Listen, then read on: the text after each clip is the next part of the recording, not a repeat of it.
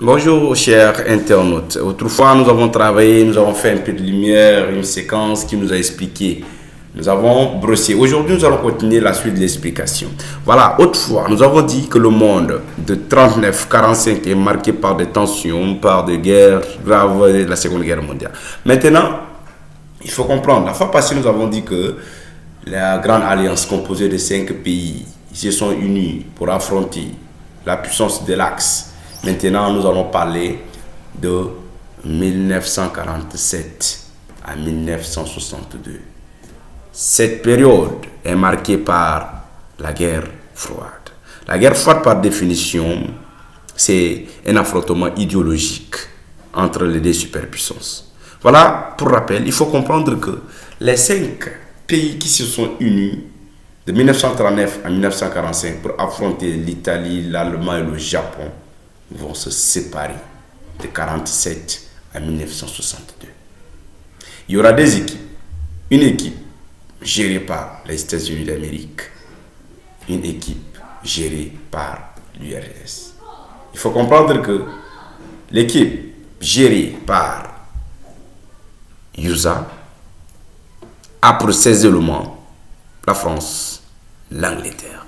Et de l'autre côté, la Chine s'arrange derrière l'URSS. Ainsi donc, à partir de 1947, il y a eu des événements majeurs causés par différents hommes. Nous allons prendre le cas ici maintenant de le plan Marshall. Le plan Marshall, par définition, c'est une aide massive désintéressée des États-Unis d'Amérique aux pays européens et ruinés par la guerre. Cette aide, ce plan Marshall, a 3 objectifs.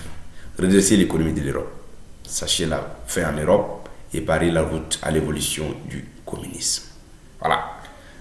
Ce plan va créer vraiment de problèmes qui va occasionner la division du monde, de l'Europe d'abord en 2 et plus tard la division du monde en 2 blocs. Maintenant, tous les pays qui désirent, qui acceptent le plan Marshall se rangent derrière les États-Unis d'Amérique avec un système occidental, un système bien capitaliste. On dit également le bloc ouest.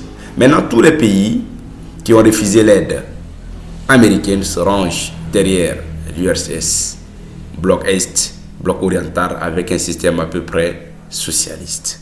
Il faut aussi comprendre qu'il y a certains pays qui sont ni derrière l'URSS, qui sont ni derrière la Russie. Ces pays, on les appelle blocs non alliés. Donc,